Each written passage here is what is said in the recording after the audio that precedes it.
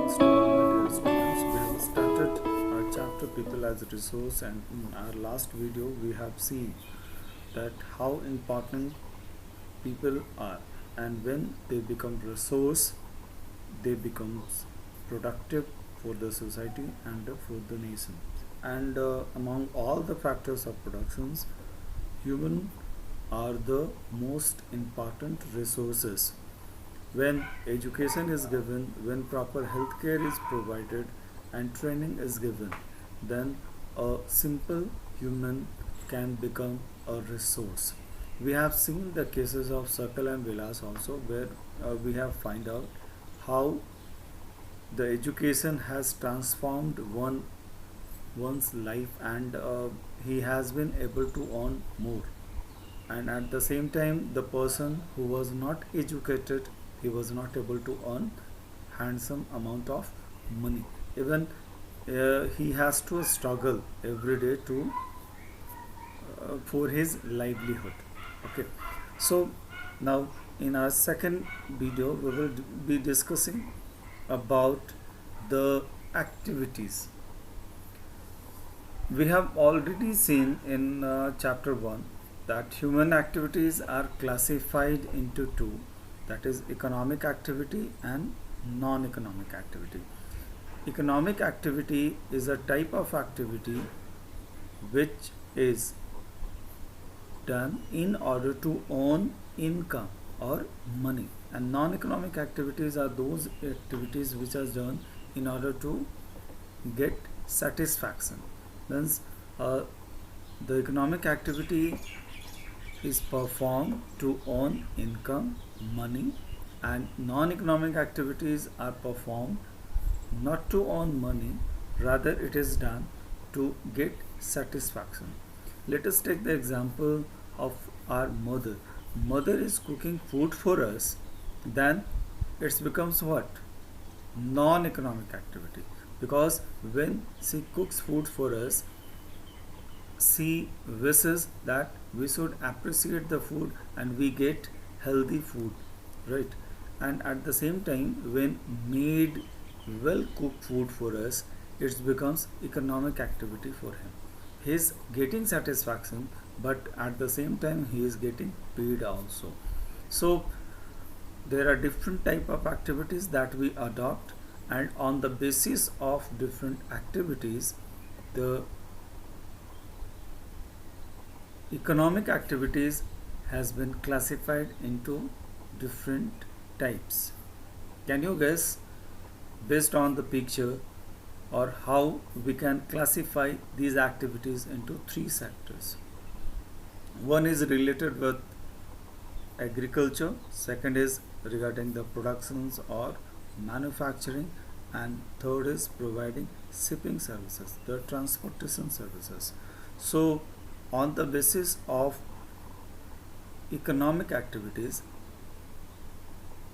the activities are classified into three main sectors.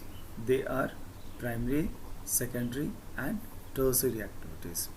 Primary activities, basically it is dependent totally upon agriculture, means exploiting the economic resources, exploiting the natural resources.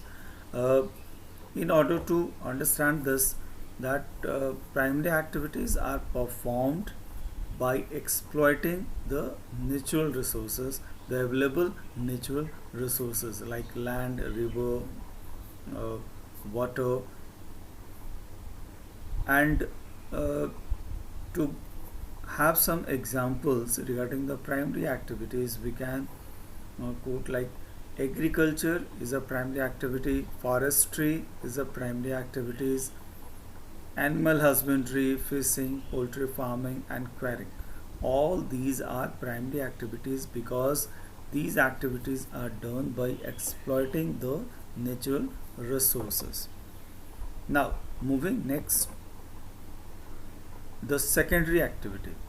The secondary activity is a type of activity which is basically related with manufacturing and constructions.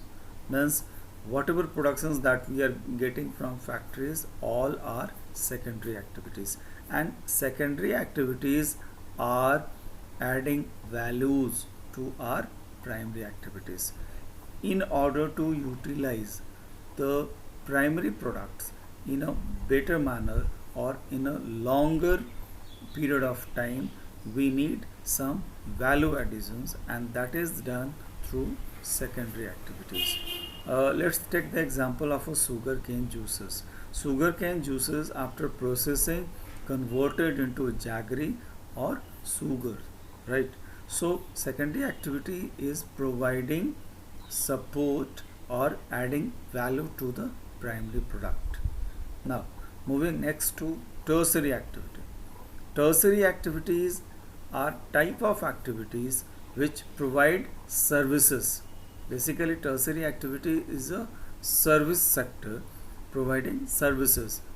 Whom they provide services? They provide services to primary sectors or secondary sector. So what are the different type of activities that is taken under tertiary activities? It is trade, transport, communication, banking, education, health services, and insurance. So these are the tertiary sectors activities. Okay. Now, very important things, that when a human can become a resource and a population is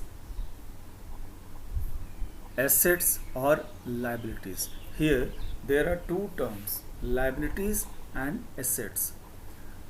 Liabilities means something that is the state of being responsible for something. Means whenever we are liable, means we have to return it back. We nobody wants to take loans, right? Because it is a burden. So liability is a kind of a burden, and assets, it is a property that everyone want to have, right? So if a population is literate, if a population is educated and healthy, it can be considered as assets. So the quality of population depends upon the literacy rate, health of a person indicated by life expectancy. What is life expectancy? It is a average age that at the time of a birth a person can expect to live, right? Currently in India, the life expectancy rate is 68 years, and third who will decide the quality of population is skill formation acquired by the people of the country. So if our population is skilled, literacy rate is high, and a person is healthy, then we can say that quality of a population in our country is good.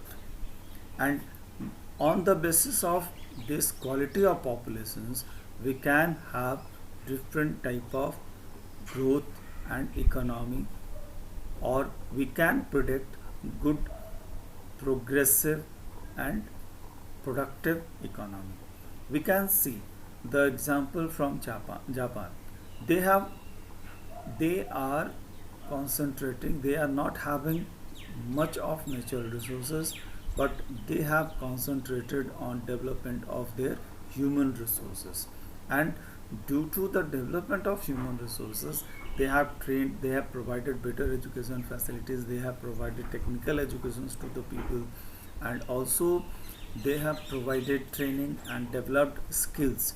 So due to the skills and educations, the Japanese people are able to produce more, and due to this Japan has become a developed country. So the quality of the population ultimately decides the growth rate of the economy. More the quality of a population in a country, more the growth rate of the country. Illiterate and unhealthy populations are a liability for the economy. We must understand this fact, that illiterate and unhealthy populations are liabilities. They are the burden. They cannot be considered for a longer period of time for a country's growth, and literate and healthy populations are an assets everybody must or everybody wants to have them. So quality of populations decides the growth rate of a country. That is why a country must have populations with quality. That's all for today's. Thank you and have a nice day.